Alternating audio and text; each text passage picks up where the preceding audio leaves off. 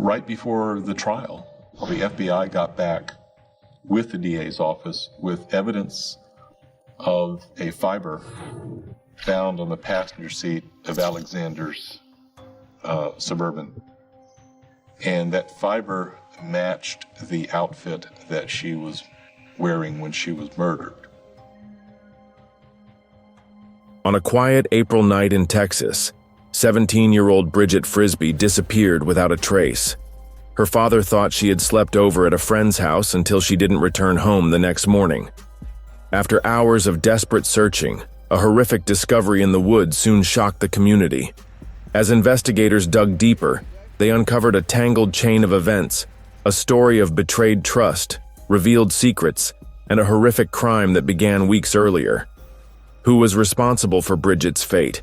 What had she been hiding that made her such a target? The truth revealed an unexpectedly cold-blooded calculation. On April 4, 2011, a distraught man walked into a Texas police station. His name was Robert Frisbee, and he was desperate.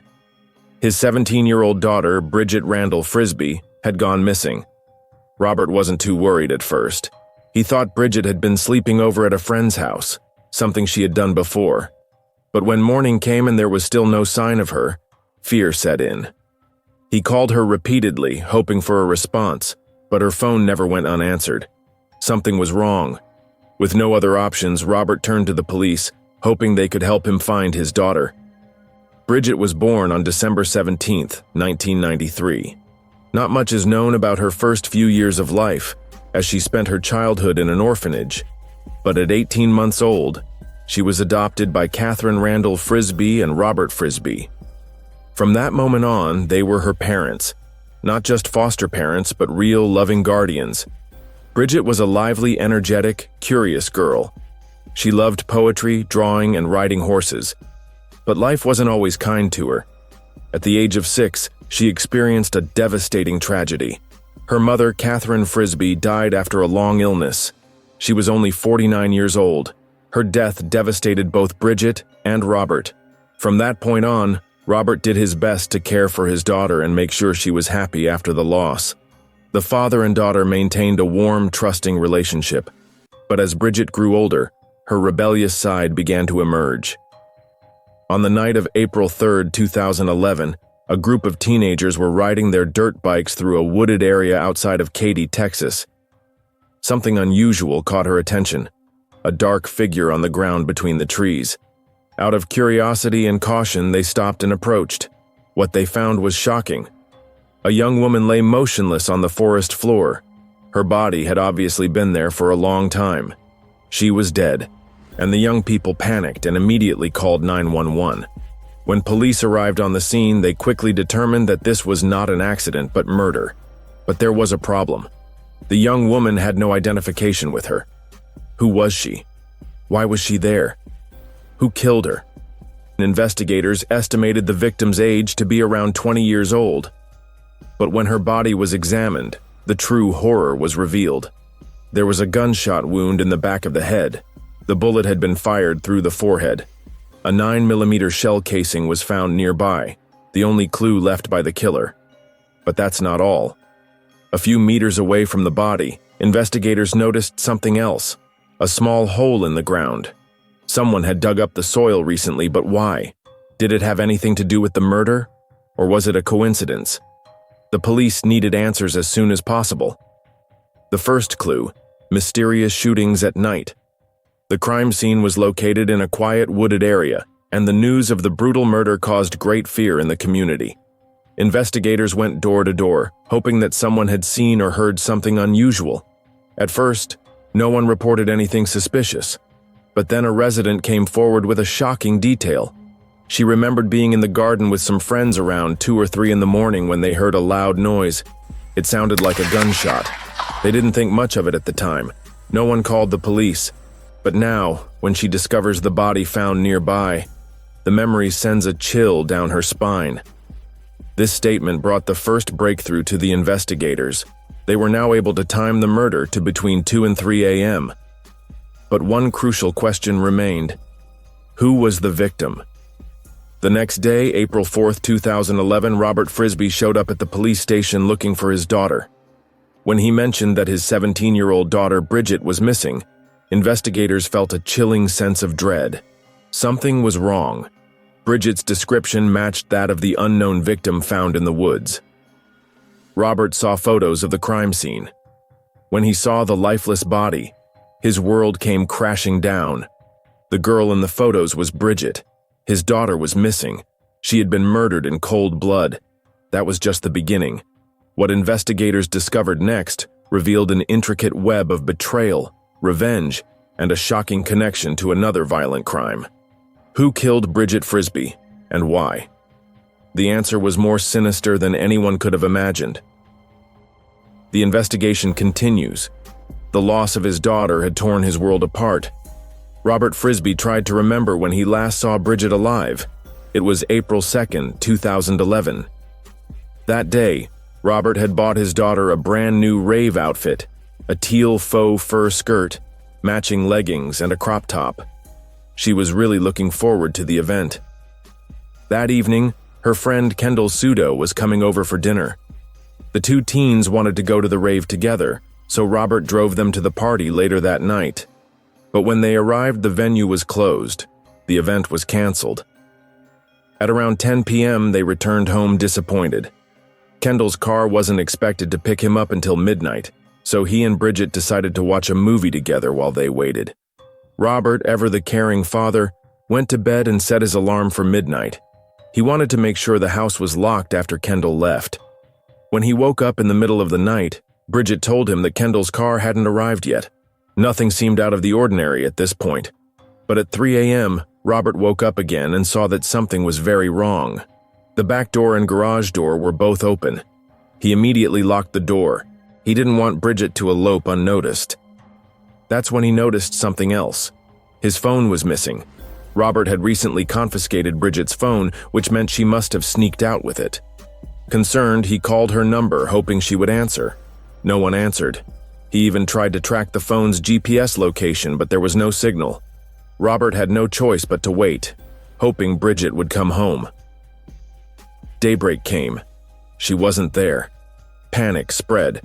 Robert called her friends to ask if anyone had seen her, but no one knew where she was. On the evening of April 3rd, when his fear became unbearable, he saw a notice online. A body was found in a nearby forest. A terrifying thought flashed through his mind. Could it be Bridget? Overcoming his fear, he made a decision. He drove directly to the police station. With Robert Frisbee's testimony, investigators began to piece together the last moments of Bridget's life. More importantly, to find out who might want her dead. A list of possible suspects soon emerged. Kendall Sudo, the last person to see Bridget alive, immediately became a target. There was also Jonathan Larsson, Bridget's ex-boyfriend with whom she had not been on good terms. Her current boyfriend, Zach Richards, was also under consideration. At first, these names seemed the most logical leads. But during the investigation, another name emerged that completely changed the course of the case. Alexander Olivieri. Investigators soon discovered that this was not a random act of violence. It was a cold-blooded, planned execution. Investigation takes a dark turn. Bridget's murder was not the only violent incident in recent weeks. On March 14, 2011, 3 weeks before her death, someone fired several shots into the home of her ex-boyfriend Jonathan Larsson. It was a drive-by shooting that, at first glance, did not seem to have anything to do with Bridget's murder. But as investigators dug deeper, they discovered a terrifying connection. Bridget was involved in the drive-by shooting, and who pulled the trigger? Alexandra Olivieri. When investigators interviewed Jonathan Larsson, they made a disturbing discovery. His family was missing. Neighbors reported that the Larssons had fled their home the day after the shooting, fearing for their lives. But investigators weren't just investigating a missing family. They were now investigating a case of revenge, betrayal, and cold-blooded murder. Bridget's death and the shooting at Jonathan's home were somehow connected. At the center was Alexandra Olivieri. What really happened? The truth will soon be revealed. As the investigation progressed, investigators turned their attention to Kendall Sudo, the last known person to be with Bridget. Kendall had no criminal record, and when police contacted him, he agreed to cooperate. He confirmed that he watched a movie with Bridget the night she was killed. However, he insisted that he had left the house shortly after her father went to bed and had nothing to do with her death. During the questioning, Kendall mentioned something significant. Bridget had been very upset that night after an argument with her ex-boyfriend Jonathan Larsson. Their relationship was on the rocks, and a few months later they separated due to ongoing conflict. This revelation sparked investigators' interest in Jonathan, who now became a key figure in the investigation. When police arrived at Jonathan Larsson's home to question him, they found something unexpected. The house was empty. Not only was it empty, but it looked like the family had left in a hurry. Then an even more disturbing discovery emerged. The house was riddled with bullet holes. According to neighbors, the drive-by shooting took place on March 14, 2011, 3 weeks before Bridget's murder. Fearing for their safety, Jonathan's family packed up and left town the next day. With this new information, investigators were faced with a disturbing question. Were Bridget's murder and the shooting at Jonathan's home connected? The deeper they dug, the more they discovered that the two crimes were part of a larger, more sinister event. Key witness comes forward. Just when the investigation seemed to have hit a dead end, an unexpected development changed everything. The attorney representing Alan Perez contacted the police with a shocking claim. His client had vital information about the murder of Bridget Frisbee. However, there was one condition. Alan would speak with impunity. With no further leads and the case getting more serious, investigators had no choice but to accept. The moment Alan Perez began to speak, the truth hit him. Alan revealed something shocking. Bridget was involved in the drive-by shooting outside Jonathan Larsson's home. She wasn't just a bystander, she was an active participant. Together with her close friend Alexander Olivieri, she planned to get revenge on Jonathan after a painful breakup. On the night of March 14, 2011, Bridget was behind the wheel. Alexander was in the passenger seat, armed with a semi-automatic rifle. As she drove by Jonathan's house, Alexander fired several shots into the house, leaving bullet holes in the wall. But Bridget made a mistake. She didn't keep it a secret. She bragged about the shooting to her friends, not realizing that Alexander was becoming increasingly paranoid. The more people knew, the greater the risk of the police showing up. Alexander knew there was only one way to save Bridget's life. He had to kill her. Alan Perez's testimony paints a chilling picture of the night Bridget Frisbee was lured to her death. On the night of April 2, 2011, Alexander Olivieri approached Alan with a disturbing request. He needed help to punish Bridget for spilling the beans about the drive-by shooting. Whether out of loyalty or fear, Alan agreed to help. Both men armed themselves. Alan carried a .380 caliber pistol and wore a disguise so he wouldn't be easily recognized. But Alexander was carrying something far more dangerous, a Beretta 9mm pistol, the weapon that would later end Bridget's life. As night fell, they drove to Bridget's house. They found her alone, pushing her SUV down the street. It was out of gas. Alexander saw his opportunity and created a convincing lie. He told Bridget he needed her help digging up a hidden stash in the woods. At first, she refused. She didn't like the request. But Alexander was persuasive. He convinced her to get into his SUV, the target, a remote, deserted area where her lifeless body would later be found. Alan describes the terrifying moment when Alexander put his plan into action. When she bent down to start digging, I saw Alexander reach into his jacket, pull out his gun, press it against the back of her head, and pull the trigger. I was in shock. I thought he might threaten her, maybe scare her a little, but he just killed her just like that. As Bridget lay motionless on the ground, Alexander wasted no time. He snatched her phone, erased all traces, and fled the scene with Ellen. It took only seconds for Bridget's life to be taken forever, but the truth slowly caught up with her killer, the evidence that sealed his fate. With Ellen Perez's confession, investigators had everything they needed to issue an arrest warrant for Alexander Olivieri. On April 7, 2011, just 4 days after Bridget's body was found, police arrived at Alexander's home. Because of his history with guns, authorities called in a SWAT team to assist. But to her surprise, There was no dramatic argument and no resistance. Alexander calmly left the house without a fight. Investigators found incriminating evidence in his home: the instruction manual for a Beretta 9mm pistol, the very weapon used to execute Bridget, a blanket, a shovel, and fiber samples from his car seat, all of which matched Bridget's clothing the night she was murdered. Spent shell casings at the crime scene, identical to those found in Alexander's car. All the evidence pointed to one conclusion: Alexander Olivieri meticulously planned and carried out the murder of Bridget Frisbee. Alexander's trial took place in 2012. Despite overwhelming evidence, he denied all charges. He refused to take responsibility for Bridget's death and persisted in his lies even as the walls tightened. But the prosecution had everything they needed to refute his defense. Right before the trial, the FBI got back with the DA's office with evidence of a fiber found on the passenger seat of Alexander's Suburban. And that fiber matched the outfit that she was wearing when she was murdered. You had seen her in that outfit before? The blue fuzzy skirt, the blue fuzzy booties, those that were leg warmers, whatever you want to call them? Yes, she had had that before. Okay. I have no further questions. A sworn testimony from Alan Perez, in which he described with his own eyes how Alexander pulled the trigger.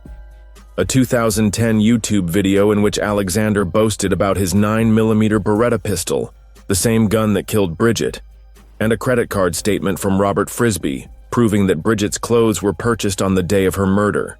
My daughter had a similar outfit to the one she wore on the night when she was murdered. It was a slightly different color than the one we purchased to replace it. Thank goodness that Mr. Frisbee was there, because I recalled him as soon as the defense rested. Did she have one prior to the day you bought it on April 2nd? Yes, the previous one was a lighter greenish blue, different manufacturer. I wanted to make it very clear, and that's when he came up with his credit card statement to show that he had bought that costume that same day. I remember everything in great detail, and I've got my credit card receipt to make sure I wasn't mistaken. I know that. He really wanted to let the jurors know that she didn't own these the day before or any other time. He wanted to tell exactly what he knew and everything that he knew and help the prosecution put Alex in jail. And he was there on a mission. So she was in Alexander's car just hours before she died. With all this evidence against him, it didn't take the jury long to decide his fate. The killer's final sentence. On August 1, 2012, Alexander Olivieri was sentenced to 60 years in prison. He would have been eligible for parole after 30 years. But Robert Frisbee didn't believe justice had been served. He needs to stay locked up for the rest of his life, Robert said. By the time he gets out, he'll be nothing but a broken man. The case is closed, but the pain remains. A crime that should never have happened. The murder of Bridget Frisbee is more than a tragic loss. It's a cruel reminder of how deadly revenge, selfishness, and bigotry can be. She was only 17 years old, a girl as full of dreams, energy, and a future. But in the end, she was silenced by the man who once called her a friend. The story of her murder is more than just a dossier. It's a warning, because sometimes the people we trust most are also the ones we should fear most.